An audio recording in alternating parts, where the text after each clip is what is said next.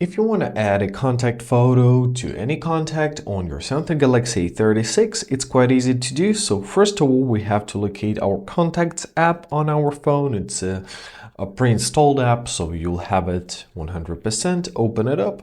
Now choose the desired contact, for example, this one. Now tap on the profile icon, and here tap on this icon at the bottom.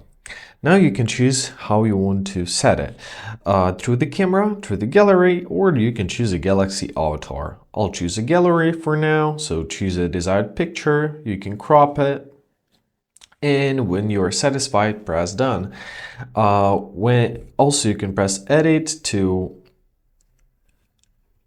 crop it, to turn it to any side, right, to flip it.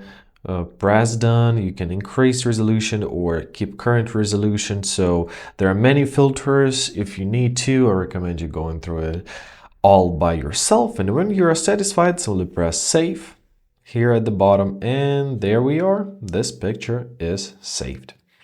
I hope this video was helpful. Thank you so much for watching. Have a great day, and please consider subscribing to our channel.